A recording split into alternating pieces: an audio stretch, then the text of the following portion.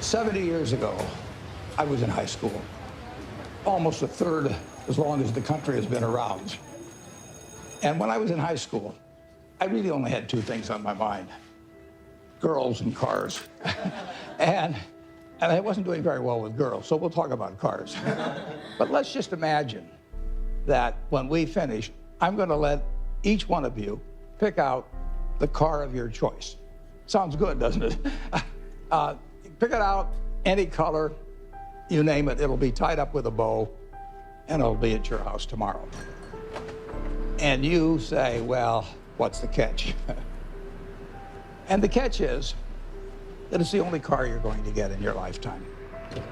Now, what are you going to do knowing that that's the only car you're ever going to have and you love that car?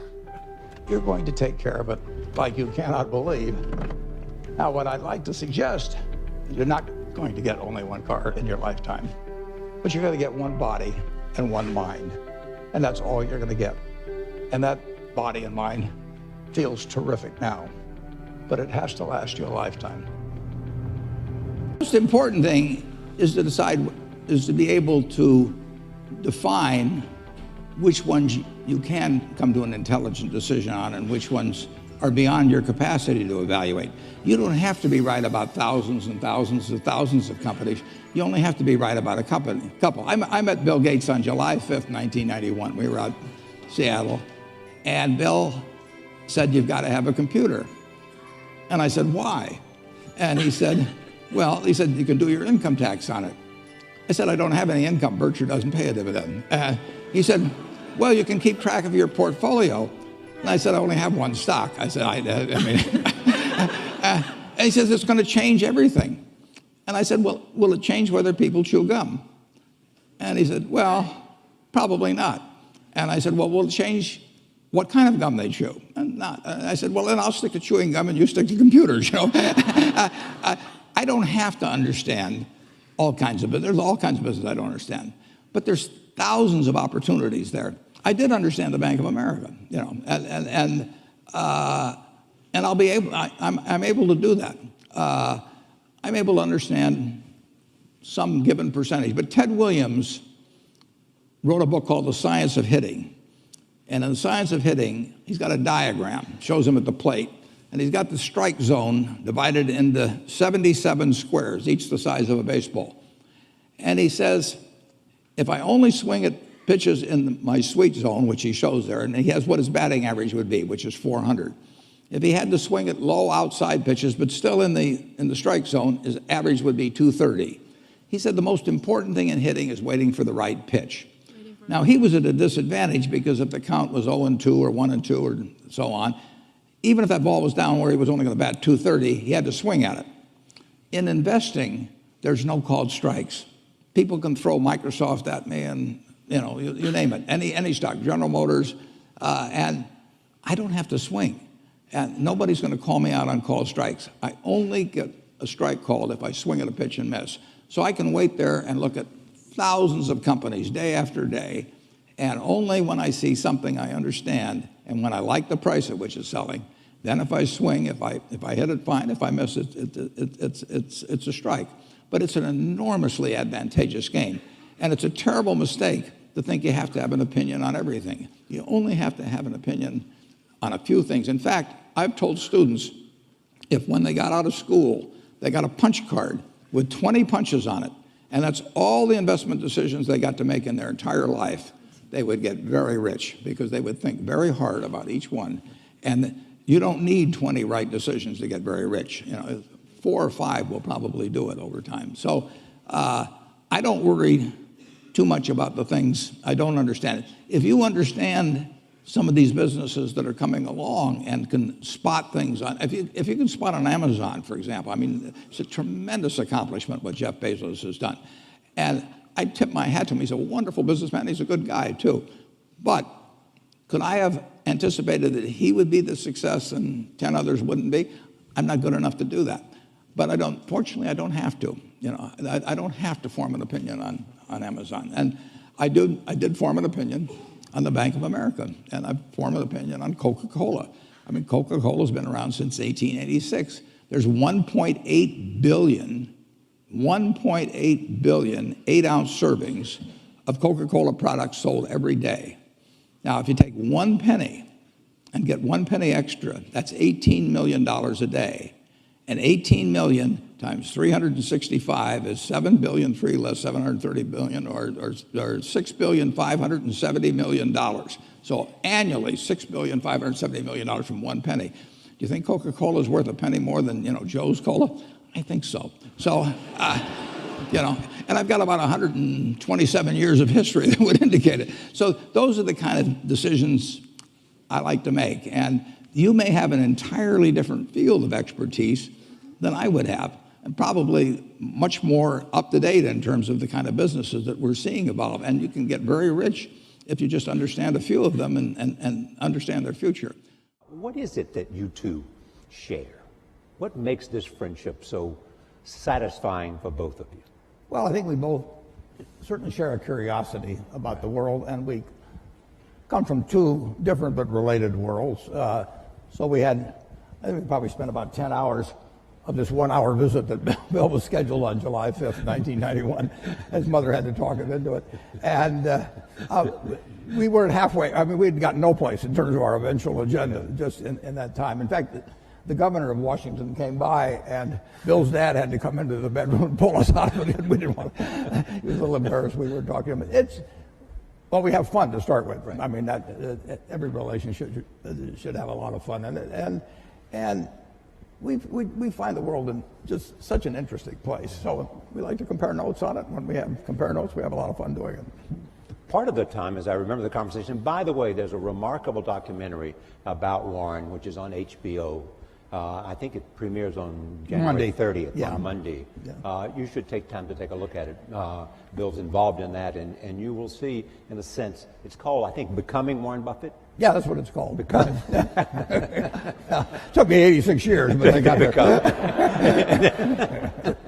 You're doing well on it, though, aren't you? Well, so far, yeah. But best is yet to come. And one of the things that happened tonight, Bill, was that I guess your dad at the dinner said, what's been the most important quality for you? And you found out that you and Warren had the same word. Yeah, I think curiosity, which Warren mentioned, is an amazing thing where you try and predict what's going to happen, and then when it doesn't, you sort of think, well, that drug didn't get invented, that stock didn't go up, that approach wasn't popular. What is it about my model of the world that's wrong? Who could I talk to? What could I read? And the things that have happened since 1991, mostly good things, have been amazing and just so much fun to talk about. We read the news and we think, God, what did Warren think about that? You both are readers. You read all the time, all day, Warren. Bill, you're a reader. You also do a lot of sort of courses online as well. I mean, what has that done for your life, the sense of constantly learning? Well, go ahead, Bill. It's an incredible time to be a learner. I remember when I was young, I had the World Book, which is one of Warren's products, and it was very good. But I always felt like, God, I want to get into this in more depth. I want to understand it better. Today, the videos that are online and the courses that you can buy with the very best professors, it's phenomenal.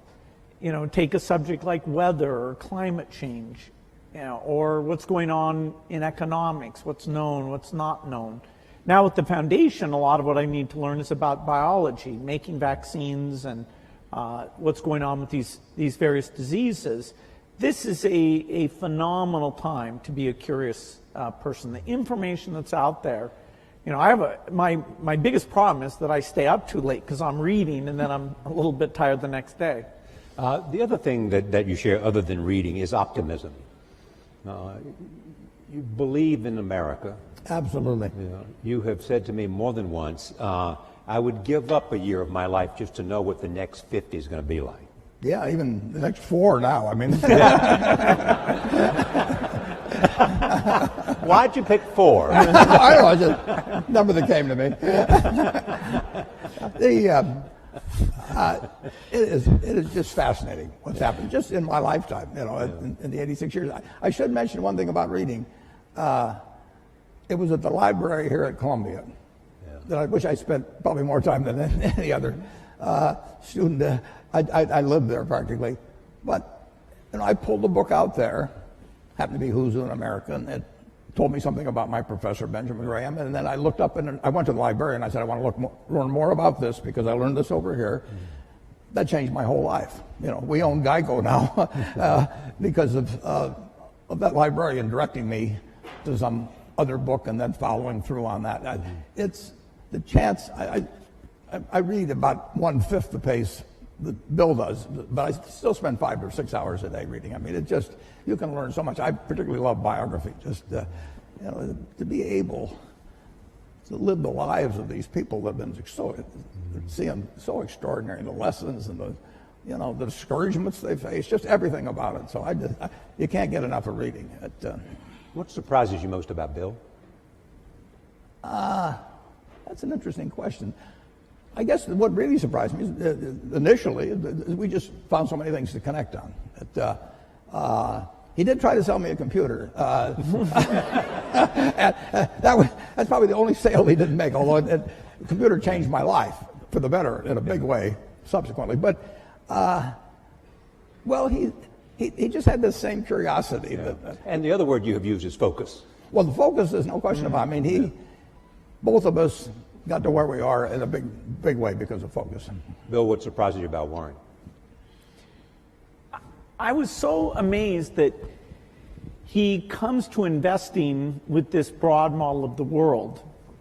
So one of the first questions he asked me was, hey, Microsoft's a small company, IBM's this huge company. Why can you do better? Why can't they beat you at the software game that you're playing? And I always, every day I was thinking about, okay, what advantage do we have? What do we do? But nobody ever asked me that question. And we talked about the economics of software, which is a very different and special thing. And he could relate it to things that he'd seen. And I didn't understand banking, why some get ahead and some don't. And so he was able to put that in very clear terms.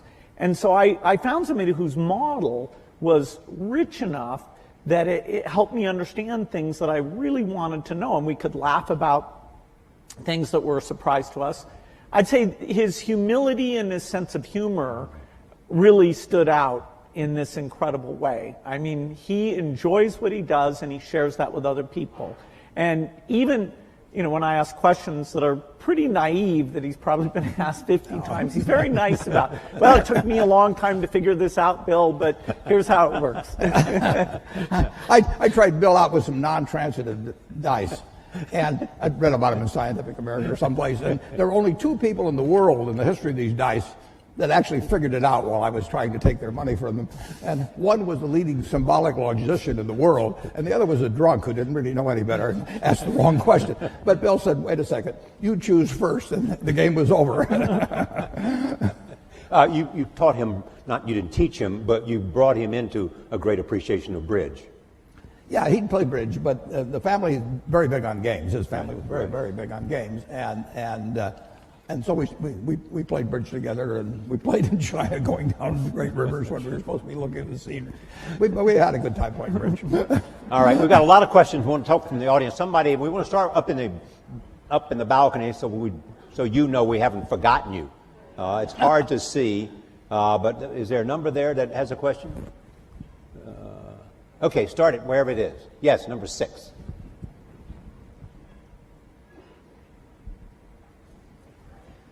Thank both of you guys for being here today. My question is in regards to public health and vaccinations. Given our current president's publicly stated stance against the use of vaccinations, both in this country and abroad, how would you recommend that we, as students and future leaders in the health sciences, best allocate our resources to most effectively resist his alternative fact political philosophy in regards to domestic and global public health? Thank you. Well, Bill? That's a good place to start. Yeah. Well, the facts about vaccines are very clear and very strong, which is both that they're safe and that the vaccine schedule has been designed to reduce disease. And the more parents that adhere to it, the more not only their children be protected, but you have some kids who are immune deficient. And so unless the kids around them are protected, then it puts those kids at risk. And there are diseases like measles or pertussis that all it takes is a small cluster, and then mostly those diseases would be coming in from overseas, but you can get infection. And in some European countries, you've had deaths because the kids weren't vaccinated. I don't think the U.S. government is going to come out with any negative statements. There may be a commission, and fortunately, if you look at the facts are quite unequivocal. We certainly are speaking out in favor of vaccines. So I'm a little surprised that we have to stick up for them, but it's true in every country that you get these rumors, and particularly in today's media, those rumors can get out and ahead of the facts because the rumors are sort of more salacious or contrary to what you've been told type things. Here, I'm sure we'll have a chance, if necessary, to go through the facts again and get a clear positive message from the government. And the risk is, if vaccines somehow, people are scared of having vaccines, the risk is? Well, we're engaged right now in polio eradication. And the only way that succeeds is to get 95% of the kids to have these vaccines. And there we ran into a form of anti-vaccine sentiment that's even worse than U.S. rumors, and that is that two terrorist groups, one in Nigeria, Boko Haram, and another one in Pakistan, Afghanistan, the Taliban, said that vaccination was a U.S. plot and would sterilize women, and it was a very bad thing. And they took the women who were going out to the children's houses and giving these oral drops, oral polio vaccine, and actually killed a number of them. And so those negative rumors, the only reason we still have polio today, that we're not done, is because of that part of Nigeria that Boko Haram has caused unrest, and the border areas, including Baluchistan in Pakistan, where there have been these anti-vaccine sentiments. So, our risk is simply those negative things. So it's not just in rich countries that we run into this. It absolutely causes deaths if parents don't know. Bring your kids in and get them fully vaccinated. And your drive to eradicate polio is to show that you can do it. Well, it started in 1988 when it already had been eradicated in the Americas. So these were the U.S. in the 60s, the rest of the Americas in the 70s, showed that it could be done. And so in 1988, well before our foundation was involved, Rotary and a number of other organizations said, let's get rid of this.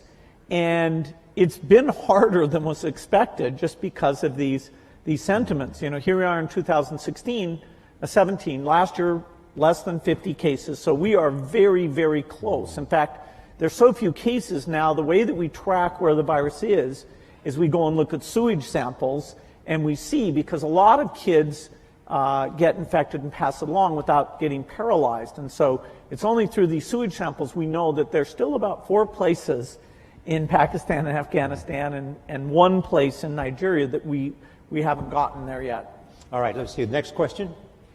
I got to see a card. Number 1. Thank you both so much for being here. My question, again, is a little bit on the political spectrum. I was wondering what you're both most hopeful about in this new political environment we have, and also what you're both most worried about. You want to take hope or worried, Martin? Well, I'm confident that America will move ahead.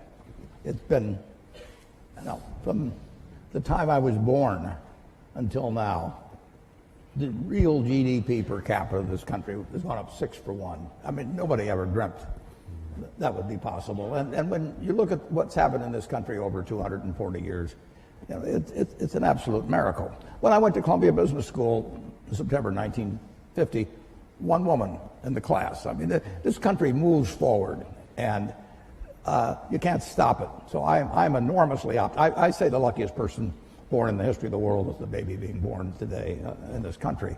And we will go and, everybody, half the country always is going to be somewhat unhappy, or close to half, about the last election. But I grew up in a household in the late 1930s. My dad was very Republican. my sisters and I didn't get dessert unless we said something bad about Roosevelt. I mean, it was it was required. And I heard all these apocalyptic views about after his third term there'll be no more elections. I've been hearing that all my life, and year after year after year, with occasional hiccups and an occasional seizure like we had in 2008 and 2009. But this country, it's all profit, folks. I mean, when I came in, just think of what it would have been like in 1776. Nothing here, and now we've got. And the velocity of change. Oh, it just keeps moving. Day. I mean, guys like Bill, they don't quit.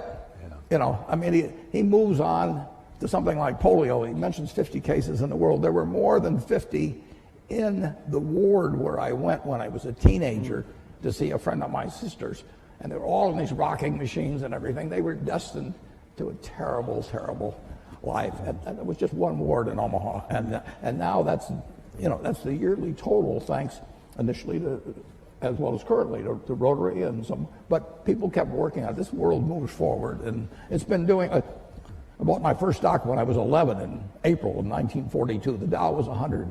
If you haven't looked, it's 20,000. Something good must have happened in between, and it's going to keep happening, folks. Bill, I know you share the optimism. What about concerns? Well, the optimism is partly that I think American innovation is strong. Support for research is by and large bipartisan. And so whether it's health breakthroughs or even energy breakthroughs, I think, every year that goes by, we're going to have more of those things. Now, this administration is new enough. We don't know how their budget priorities will come out. There are things like foreign aid, which is a small part of the budget, about $30 billion a year, but that means the U.S. is the biggest, that every time there's new leadership, we have to go in and articulate the benefits. It's well spent. It's not the image that people have in the past. And so right now, I think there's a lot of intensity to make sure we get that message out and get, both in terms of the executive branch and the Congress, to maintain amazing things like the President's Malaria Initiative or PEPFAR, which is an HIV thing. These things started under President Bush, and so our foundation's had a great working relationship with Democratic and Republican administrations. Most people wouldn't realize that U.S. foreign aid as a percentage of the economy, which is generally how it's measured, reached its low point in 1999 under the Clinton administration. Now, I'm not saying it was the administration. It was a mix of the administration and the Congress. Then, during those Bush years, it went up fairly substantially. Now, the economy helped with that, but these initiatives were really amazing. And, I'm hopeful that maintaining or even growing these initiatives will be a priority when there's a lot of talk about tax cuts and different spending activities. And so it is a bit up in the air during these months ahead. And you've often made the point that no matter how big the private contributions are, sometimes in terms of sheer scale, you need a government. Yeah, somebody asked me today, if PEPFAR, which is this AIDS program, was canceled, wouldn't private philanthropy make up for it? Well, PEPFAR is over $5 billion a year. That is this one aid program, which is a phenomenal thing that's saved over 10 million lives. That's larger than our foundation, which is the largest in the world. So there's no possibility the government sector, U.S., U.K., other European donors, that's $130 billion a year in total that's uplifting these poor countries in health and education. And if we lose the consensus around that, if people draw inward too much, we will hurt progress, and there will be millions of lives lost because of it. All right. And one thing that might be mentioned, Charlie, is that the difference between now and 60 or 70 years ago in the ability of really bright people, really innovative, really energetic people to get finance to do things is just dramatically better than it was at that time. So now, if you've got good ideas, and there's good ideas right in this crowd, and you've got energy, it's far easier to get finance to move forward those ideas than you could 50 or 60 years ago. Is that because of the internet or crowdsourcing, or what is it? It's just lots more capital around, and people more optimistic about. People are very optimistic about business. But better ways to connect the two, the capital and those Absolutely. and the ideas. It's dramatic. It's dramatic. And the willingness to take risk. The first venture capital stuff is in the 1960s, and it's tiny. Microsoft, when we were taking outside investment, we took at a valuation of $20 million, we took $1 million for 5% of the company. I'll do it retroactively, folks. You had your chance.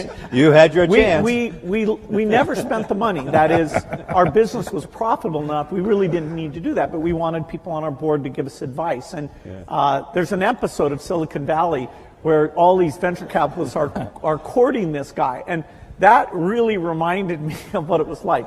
By that time, which was 1984, there were dozens of venture capitalists. And that's something that other countries have tried to duplicate. They have in small part, but not nearly as well. This willingness to take risks, the idea that if you have a failure, it's not a mark of shame, that, hey, what's your next startup going to be?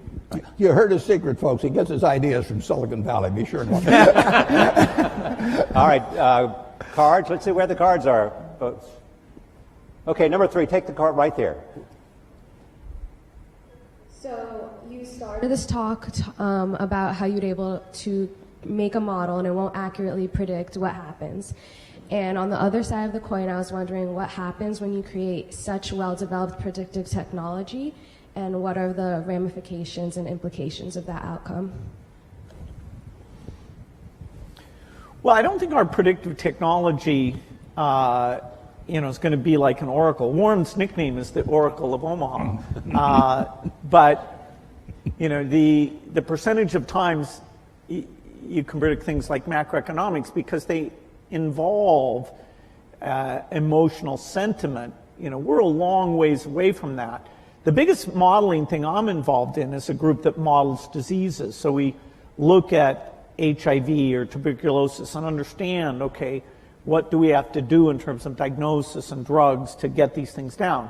Once we finish polio, we'll go on, and our next big challenge, which will take decades, but I expect will be done in my lifetime, is malaria eradication.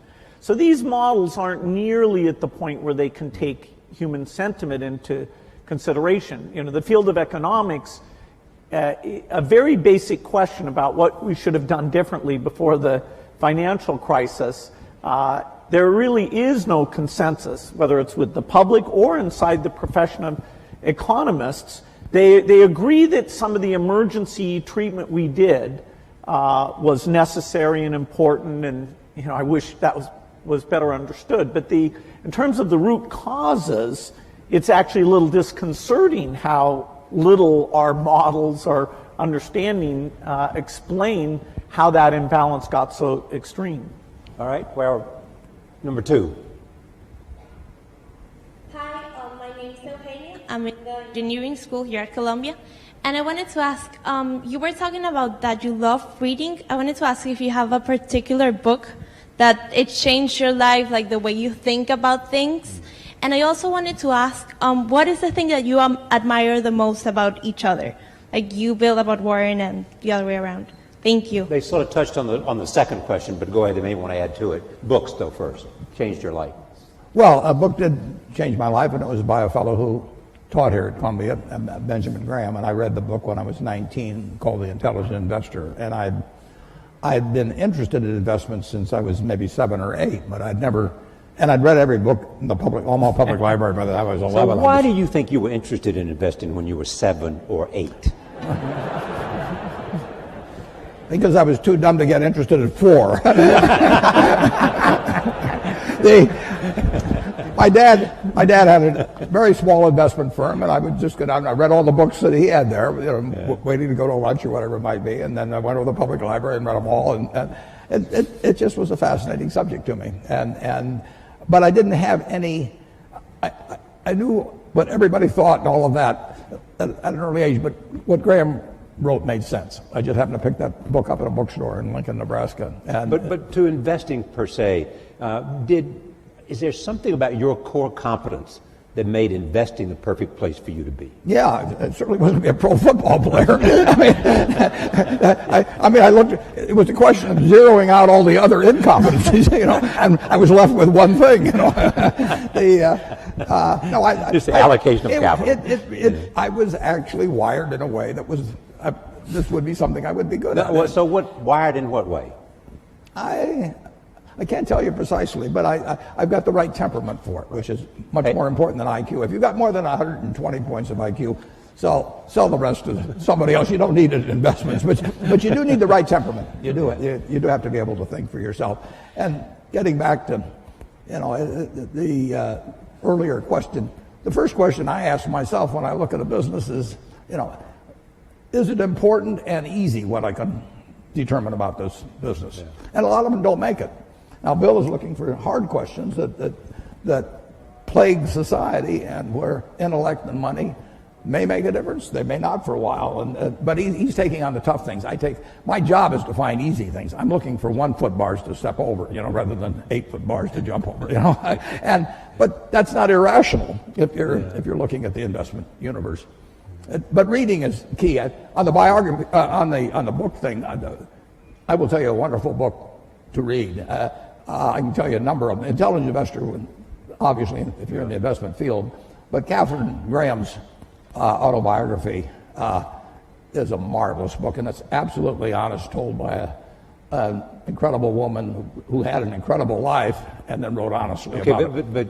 And someone who you knew very well and invested with, and she was a bit reluctant and had to be assured, that she was afraid of me, actually. Yes.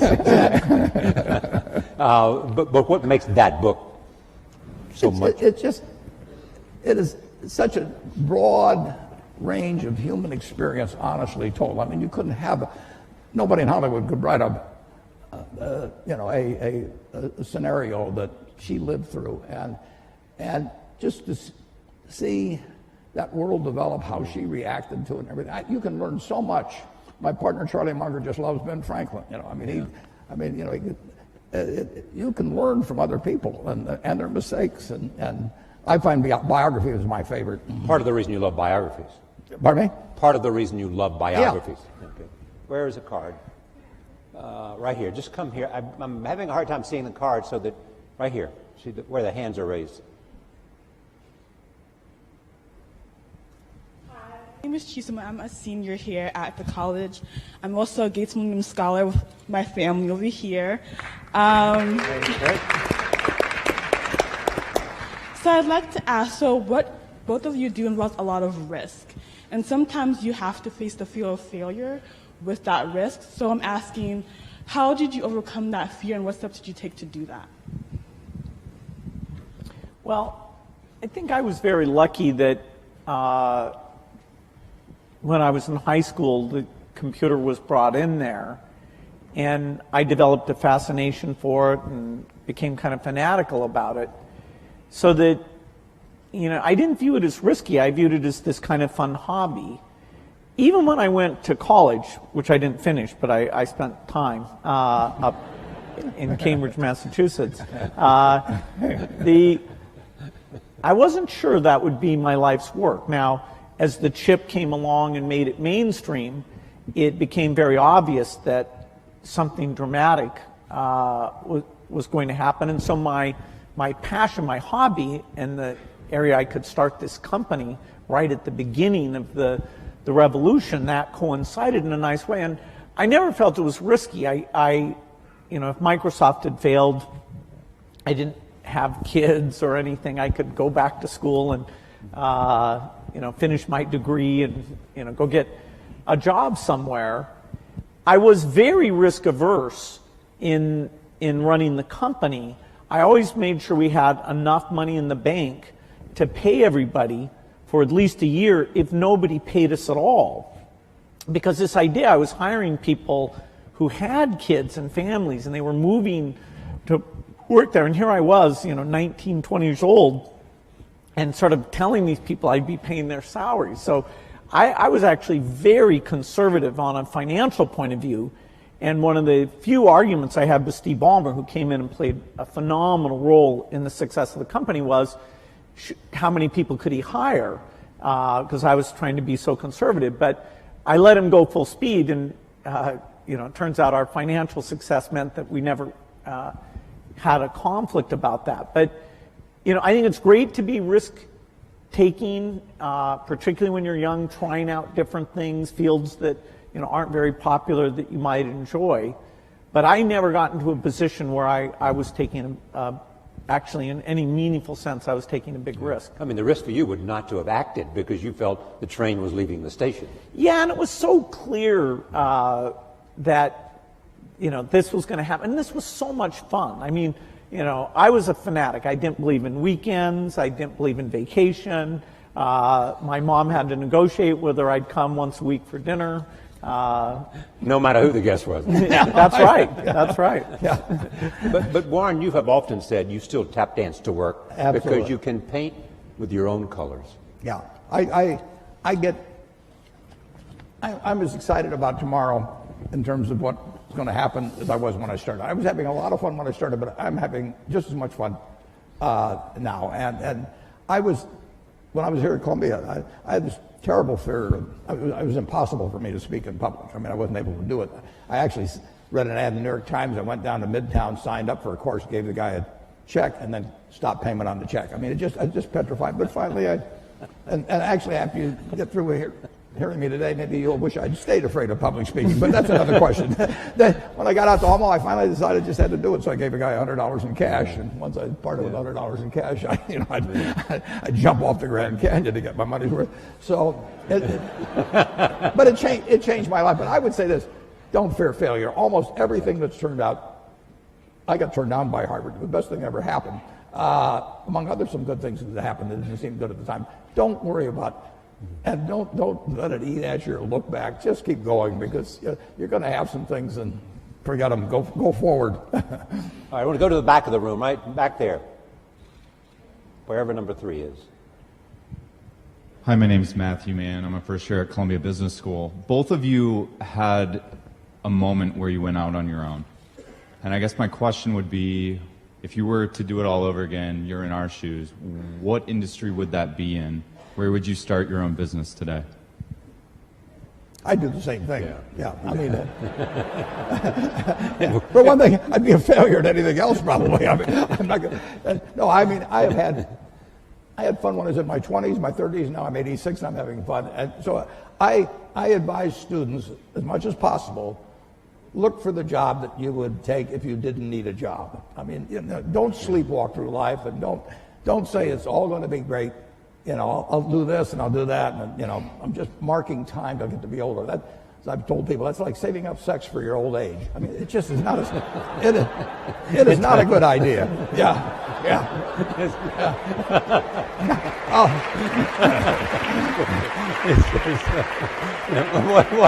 What are you urging them to do? I'll explain it. Just what I'm talking about.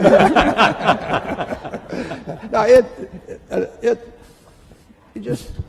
really want to be doing what you love doing, and you can't necessarily find it on your first job. Right. But don't give up before you find it.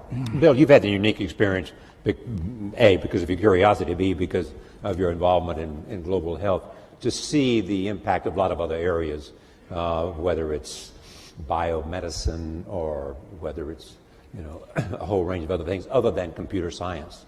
If you were going to drop out of Harvard today, which field would you be most likely attracted to?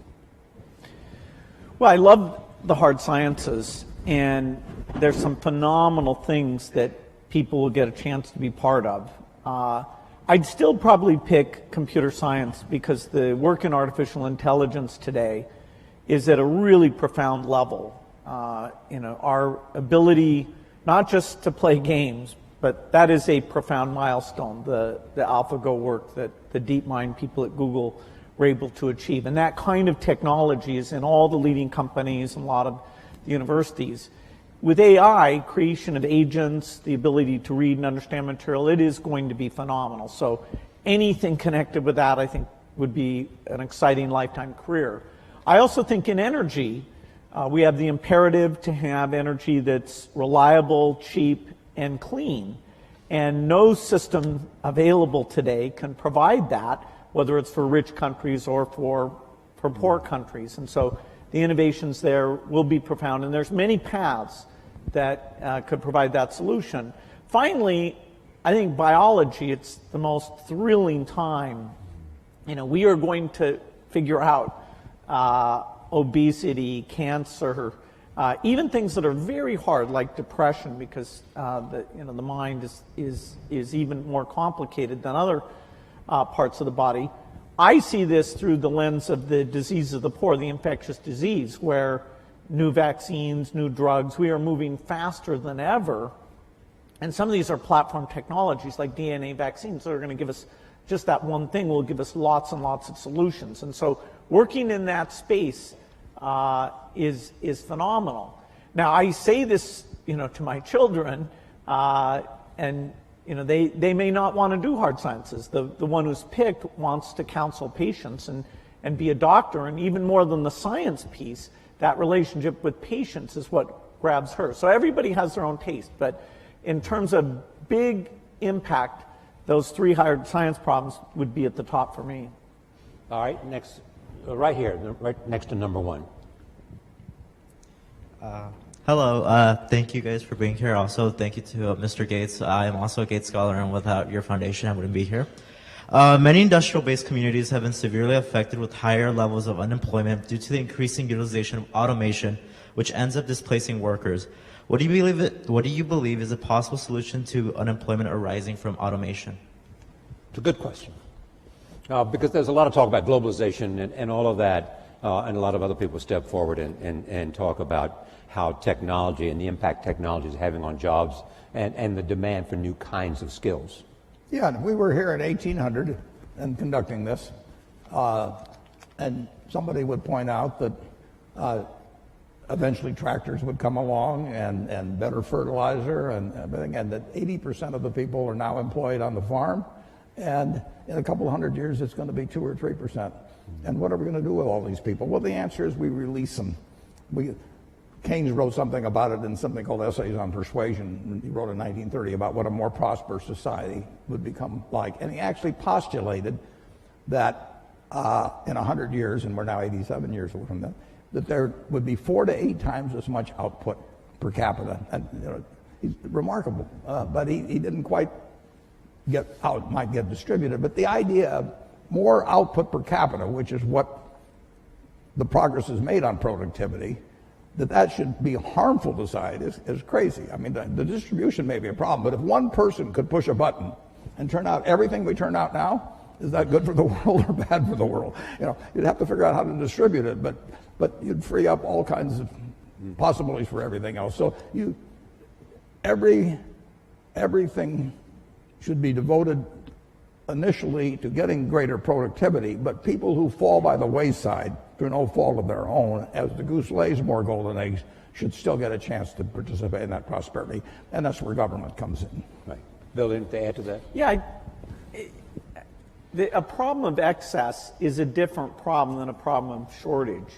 If all the tractors and computers stopped working, then we would have problems of shortage there, and we just wouldn't have enough people to make the output. A problem of excess really forces us to look at the individuals affected and take those extra resources and make sure they're directed to them in terms of re-education and incomes policies, and the need for labor in terms of smaller class size, helping handicapped kids, reaching out to the elderly. The demand for labor is not at zero. If you ever get to that point, fine, you can shorten the work week, and you'll be just fine with that. And so this idea of taking an individual who during their generation is affected, I think there's a lot to be learned about that, a lot of thinking we have to do. But the macro picture that it enables is an opportunity. Number 2. Also, I'm urging people at the back so you have a chance. We want to go back up to the balcony as well. I see number 6. We'll come to 6 after 2. Yes. Hi, my name is Sam. I go to Columbia College, and my question is, what steps do you think need to be taken in order to improve public education, particularly in economically depressed areas of the United States? Bill is the one who's the educational. Yeah. I think this is a super important issue because the dropout rates, although they've gone down a little bit, they're still very high and very based on income. And even kids who graduate, a lot of them don't enter college, or they do enter college, and they end up in these remedial courses for their reading or math capabilities. And those people have an extremely high dropout rate from higher education, and you know, they can incur debt, they have a negative experience. So we have a long ways to go in education. There are some very strong points of light, like here in New York City, some of the charter schools are, with even less resources than schools at large, doing a phenomenal job of educating kids.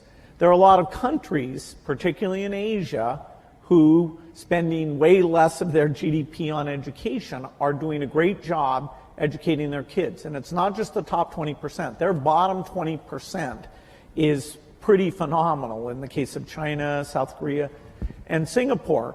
And so looking at what we've learned in charter schools in terms of building the culture, giving teachers feedback, what is good teaching look like? Do we give teachers a chance to learn from each other about that interactive element that makes the subject seem relevant and important?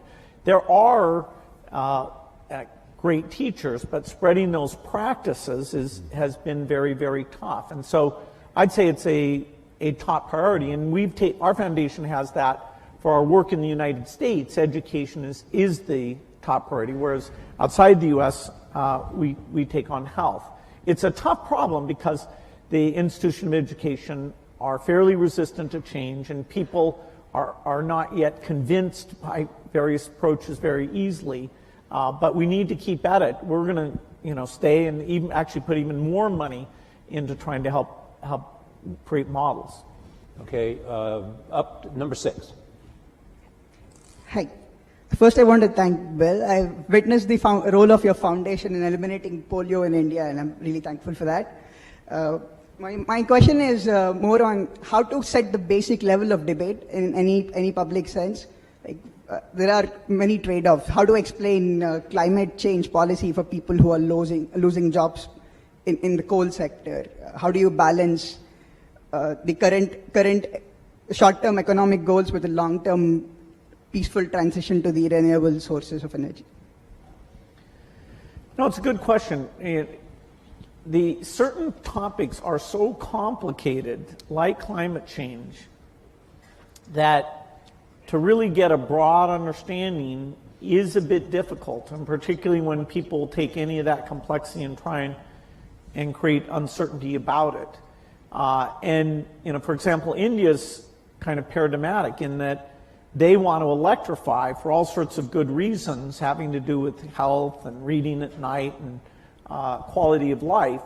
And the question of should they delay electrification for climate issues is going to be very difficult. The ideal is to innovate in such a way that they can go full speed ahead on electrification without emitting the CO2 that the natural path of them today, which is coal, is the way to go. And so we have a lot of cost reduction to do because rich countries may be able to buy premium electricity. When you get to middle income or lower, that's just not going to happen. And democracy has us allocate these resources in terms of investing in the future and things like research and investing in the present. And when you have a problem like the financial crisis, then you do get a little bit of more of short-term thinking. And I'm hopeful, I think it's better for the world and for the country if we can get back into a little bit more of a focus on the long term. We have some questions from Facebook. Warren, a central tenet of your investing is to invest for the long term. And this comes from Brian White, who says, how might Bill and Warren convince investors to think beyond short-term returns to encourage world-changing innovation? Well, I've spent my life trying to convince people of investing for the long term. Listen, if I knew how to double my money tomorrow, I'd probably invest for the short term too. It's much easier to invest for the long term if you're just talking pure investment, because you know what's going to in my view, it'd be very high probability what's going to happen 10 and 20 years from now in a major way, and I don't have the faintest idea what's going to happen tomorrow or next week. But if you're talking about societal, it's very tough because politicians face elections either every 2 years or 6 years, and the way particularly congressional districts have been organized, primaries have become more and more important, and so it's very hard to have politicians think of something that's wonderful for the country for 20 years, but will cost them the election 2 years from now. And that's a basic problem in a democracy, and it gets to be more of a problem as we've arranged congressional districts so the primary dominates because a very limited number of people turn out, and their motive tend to be on the extremes of both parties. So it's not easy. Whether you're going to make an investment in a company or whether you're going to buy the company, what are the factors that you're looking for? What test? I'm looking for durable competitive advantage. I'm looking for something that has a moat around it for a considerable period of time. And I'm looking for an honest and able management to run it, because I don't know how to run it myself. And I'm looking for a purchase price that's not excessive. But it's better to pay a little too much for something that's a very good business than it is to buy some bargain, but really a company without much of a future. And I don't know. I don't have a ability to predict with a high probability of success the future of most companies. So I'm looking for the exception. But the nice thing is, if there's thousands of companies out there, I really only have to be right on a couple. I mean, it's exactly the opposite of baseball, where you have called strikes, and the pitcher's trying to throw it to you at the worst part of the strike zone for you. And if he succeeds in getting into that corner 3 times and you don't swing, you're out. And investing, it's a no called strike thing. So I can sit there all day and somebody can throw me one company after another, and finally I get one in my sweet spot. Both of you have chosen both wives and partners well. Charlie Munger added what to you? Charlie Munger changed my views. He refined them in a huge way in terms of looking for the quality companies and looking for the ability to make an investment that would work out well for 5 or 10 or 20 years, as opposed to something there might be one. I call it cigar butt investing, where there was one puff left in the cigar, but the cigar was free, so you picked up these disgusting-looking things and got one puff out of them and one onto another one. And that worked okay, but it was small scale, and it really doesn't build something satisfying. So he kept forcing me in the direction of saying, is this really a business we want to own for forever? And do we want to get associated? It's like a marriage. I mean, do you want to get associated with this person forever? And it's a great way to look at things. Bill, your wife, Melinda, has added what? Well, she's... Other than 4 children. 3 children. How much time do I have? Because she is your partner, and she was there in the philanthropy from day one. At Microsoft, I had 2 partners who were amazing. I had Paul Allen in the early days, and then Steve Ballmer as the company got bigger. And we would not have achieved anything what we did without those partnerships. Because, when things are tough, when you're making big decisions, having somebody who's really in there with you, committed, for me, I couldn't have done without that. For the foundation, Melinda's an amazing partner. She thinks about the people issues better than I do. She, knows when I get overexcited about the science. She can, make sure we're being realistic about it, and it makes it fun. Last week I went to Europe to World Economic Forum. She went to Nigeria, and then this weekend we just sat and talked about, okay, what did we see? What does that say about the work we should do? And so, I don't think I'd enjoy it without a partner, and particularly someone amazing like her. It's more fun with a partner. I mean, Charlie and I have had more fun working together than either one of us would have had individually, and we have never had an argument after working together for 58 years. You talk every day? Not anymore, because we know what the other guy's going to say. We just grunt. We talked it all out 50 years ago. So if you see Charlie and he says, "Why haven't you called me?" you'd say, "Well, I knew what you'd say anyway." Absolutely. No, there's no question about it. We still have a lot of fun together.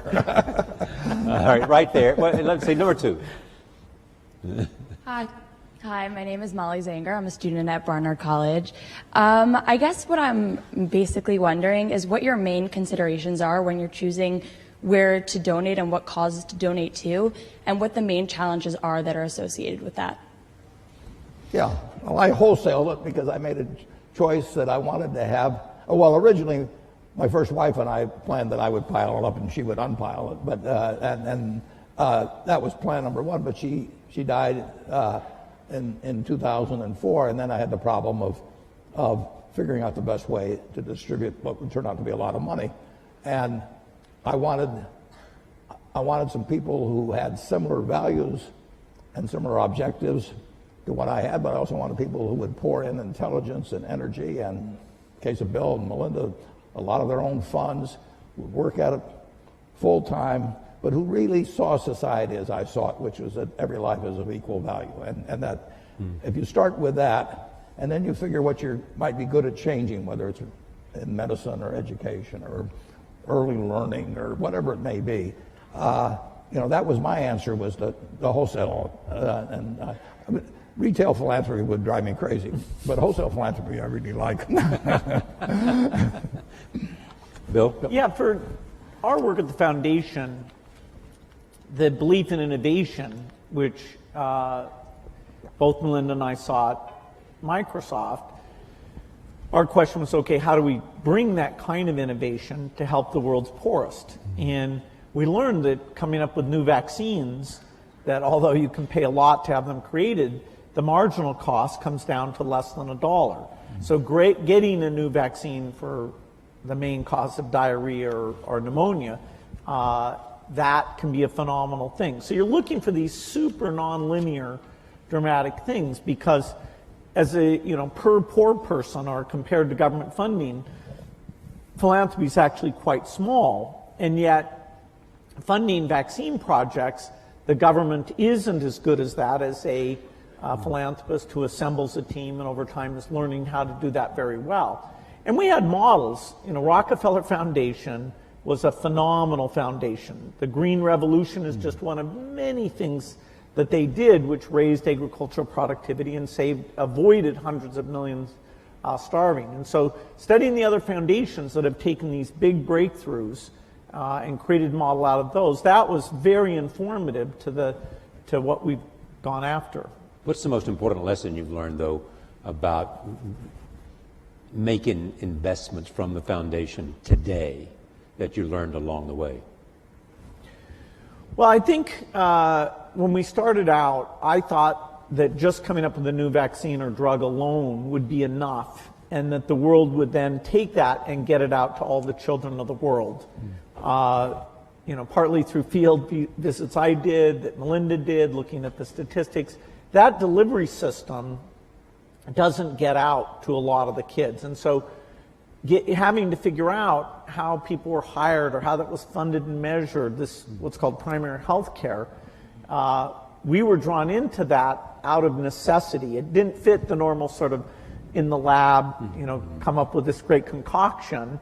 And yet, in order to achieve our goals, we needed to think about those delivery pieces. In fact, sometimes the state of the product actually had to be simpler in some ways in order to get through that very limited delivery capacity.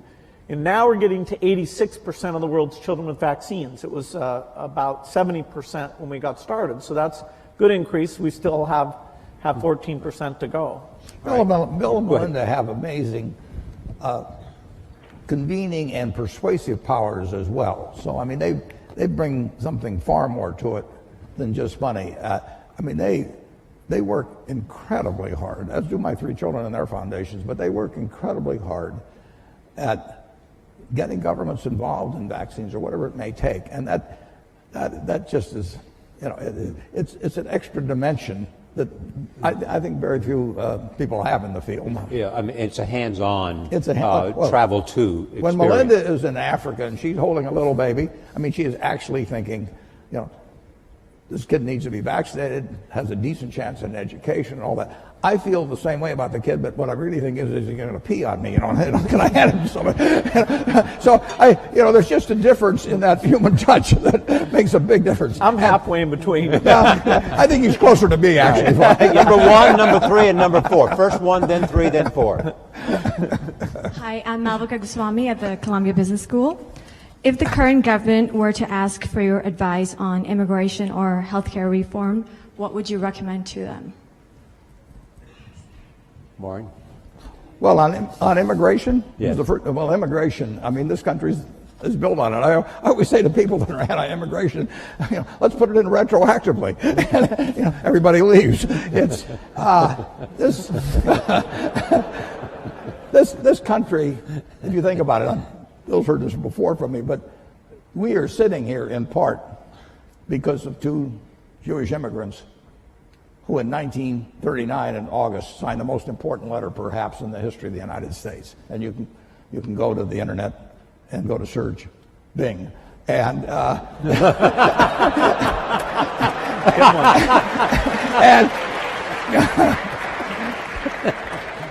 and just type in Einstein, Roosevelt, 1939. Leo Szilard and Albert Einstein, 2 immigrants, came here.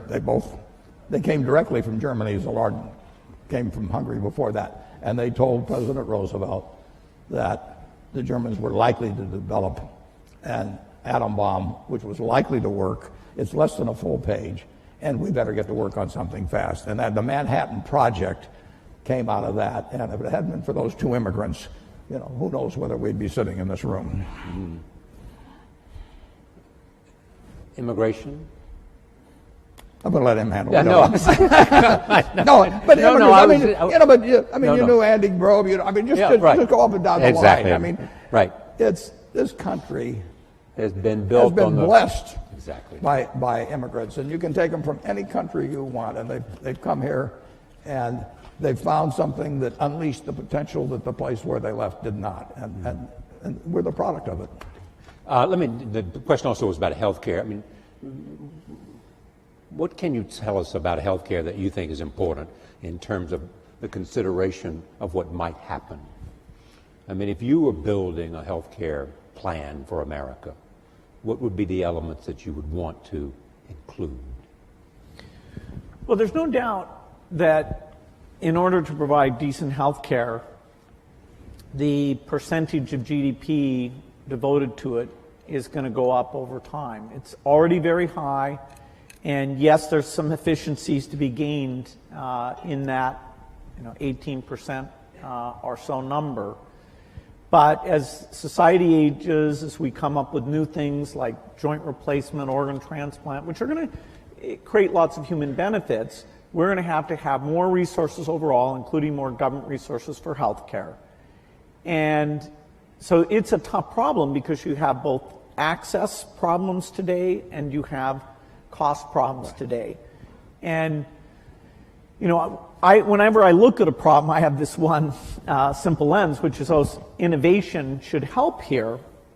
But in this case, innovation, while it will provide breakthrough drugs that will save costs, like if you can cure Alzheimer's, which we certainly haven't done yet, that will save on huge long-term care costs. So we have these chronic diseases that we've made less progress on than some of the others. And the market mechanism to get pharma to go after those things and the basic research U.S. funds, I am quite optimistic that we'll have some advances. But they'll also give us some very expensive things that will mean we're spending more money against it.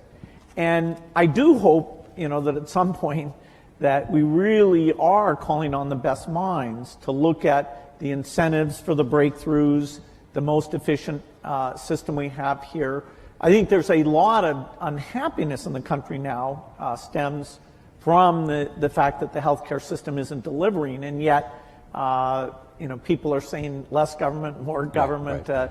I don't think they're being given the depth of education about why it's so tough that over time will help them vote for the right solution. The depth of explanation. Let me go. I'll go to Facebook in just a moment. But where was I? I promised 3, 4, and 6. 3 is there. and 6 is up there. So go 3, 6, and then we'll go to Facebook. Hi, my name is Josh Schaefer, and I'm a dental resident at Columbia.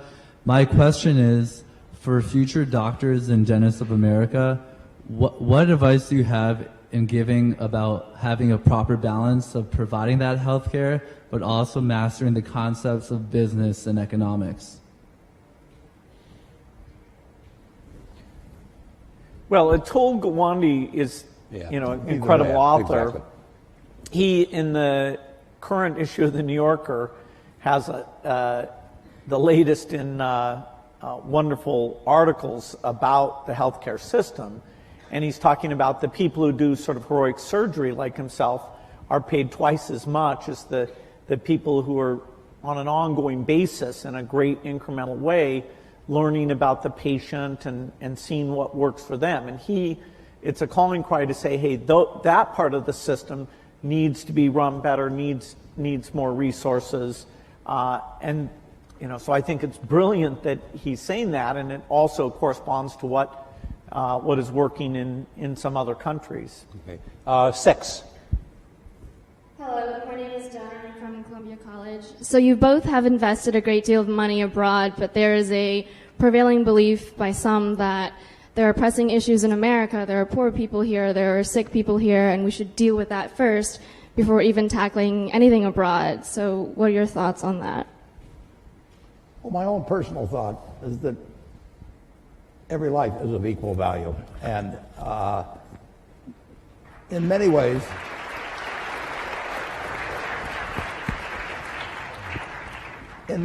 if you have a limited number of dollars, you actually can do more for more people outside the United States. We do have greater resources here for our 320 million people than exists around the world for 7+ billion people. So if you can improve the lot of more people by intelligently spending $1 billion or any other number in other areas of the world actually than here. And I get, coming from Omaha and having the money I have, people can say, well, why not spend it all in Omaha? You grew up here in Omaha, it's done all kinds of things for you. And I absolutely acknowledge that. But in the end, if I've got X dollars to spend, I can make life better for more people if I can have it intelligently allocated in other parts of the world actually than the United States. And that draws a fair amount of criticism, but I live with it because that's just what I believe. All lives have equal value is really the driving force Absolutely. behind the Gates Foundation. I'm an accident. I won the ovarian lottery when I was born in the United States in 1930. It was 40-1 against me. I was male. Now it's 80-1 against being a male in the United States in 1930. I was just plain lucky. My life had been far different. Bill always said if I'd been born a long time ago, I'd have been some animal's lunch because I can't run fast and I can't climb trees and everything. And I'd be saying, I allocate capital. It wouldn't work. And, I was lucky. But 79 out of the 80 weren't as lucky as I was at that time. And, Bill. Go ahead, Bill. Yeah, in terms of the helping people in other countries, the foreign aid budget of the U.S. is 0.8% of the budget. And there will be, in the years ahead, a discussion about, is that worth doing? It saves lives for typically about $1,000 of life saved. And in terms of stability and countries eventually being self-sufficient and being part of the world economy, there are some huge benefits to that. So if we were talking about should we spend 20 or 30% overseas, okay, that would be a very interesting discussion. But what we're trying to preserve is something that's gotten smarter and smarter all the time, has proven benefits, all of which are things that our foundation co-invests in the same things, like the polio thing is 0.8%. So I'm hopeful that in a big world that can remain a priority. All right, let me go to another Facebook question. This is from Nadia Akwal, says, how might Bill and Warren encourage innovation, particularly among teens and young adults? How do you encourage innovation? Well, I think you have a market system that provides rewards for it. Yeah, that's one of them. Yeah. and we haven't. I mean, we have an incubator for innovation in the United States. And, Bill can drop out of school. Andy Grove can come from Hungary. And it just welcomes it. And thank God. I mean, that's why we have the kind of prosperity that we have. I mean, the question of how it gets divided is a secondary question, and that does not get solved as well by the market system. But our system is just designed for it, and look at what has happened. All right, number one. So also, I want to make sure we get to people in the back, so we only have 5 minutes left. So there's a couple of hands up in the back, so please recognize it. Hi, my name is Sahir. I'm a senior in the engineering school. As men of such great influence, I'm curious, and we touched a little bit about this in the last question, but how you deal with reconciling your convictions with maybe what is believed by the public, maybe even a majority, considering that you have the wealth and power and fame to make such great things happen.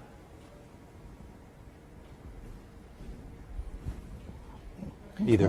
Well, I don't see, the convictions I have, I love sharing them and talking to people and understanding, where people disagree. I can be overly science-centric about things. There's all sorts of causes that are super important that our foundation, because we have limited resources, we don't get to go and do. There's lots of diseases. There's aspects of education.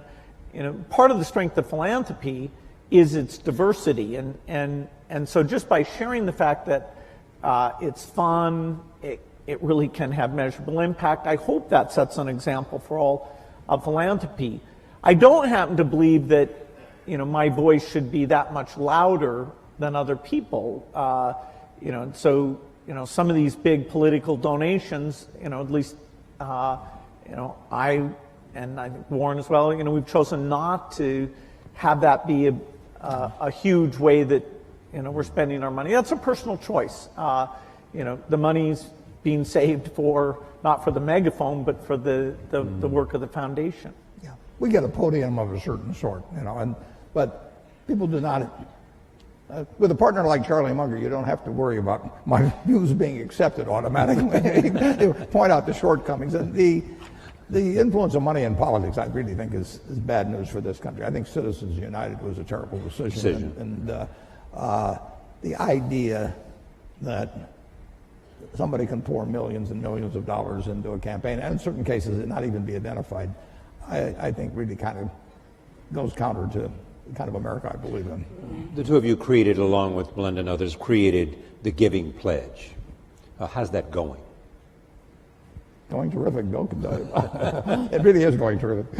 Yeah, philanthropy is kind of a lonely thing. Tell them what it is exactly. Yeah, okay, this is, we love philanthropy of all types, and part of the strength of American philanthropy is actually people with very little who are incredibly generous. Here, though, we said for the people who are super lucky, have over $1 billion, we want a group who are working together, who are committed to give the majority of their wealth away, to learn from each other. What's worked, what hasn't worked, how do you involve your kids, how do you hire staff, and they'll find areas they're working on together and cooperate, but we're not pooling any money. And we thought we'd get 20, 25 people together, and in fact now we're at 156. So it is a wonderful yearly event. I've made some great people. I do think that the quantity and quality has gone up because we're getting together. We'll never be able to measure that in a direct way, and we're making special efforts in China and India because now we have a lot of wealth there that wasn't there before. And in their own way, I think by having a strong philanthropic sector, that will help those countries and therefore help the world. What's interesting now, Bill and I are having dinner actually with the group tonight, for example, but if you go back 100 or 150 years, people got wealthy by making some money from the first oil refinery or steel and mill and building another one, and Henry Ford would build a plant to build cars, and then it would be from retained earnings, which eventually turned into cash. Now you can get rich very young just by having an idea, and you can get that idea monetized and capitalized in a way that you cannot believe. So we are particularly interested in getting younger people interested in philanthropy because there are huge fortunes by people that are now in their 20s and 30s, and just think of what the potential for that group. And so this thing has worked out way, way better, including getting younger people to join us. Number 6. Hello, my name is Christina Nunez. I'm a fellow dental student to Josh. Thank you for speaking with us today. I'm curious about your insight related to relationships. I'm personally, given a desire to honor myself and respect other individuals, have found it difficult throughout life to discern which relationships to really foster and invest in and accept challenges from, and which to kind of forego and abandon because they're more harmful than helpful. So are there any major life lessons that you two have learned through your personal experiences? Well, it's a very important question, and the more you will move in the direction of the people that you associate with. So it's important to associate with people that are better than yourself, and actually the most important decision many of you make, not all of you, will be the spouse you choose. Right. And you want to associate with people who are the kind of person you'd like to be. You'll move in that direction, and the most important person by far in that respect is your spouse. I can't overemphasize how important that is, and you're right.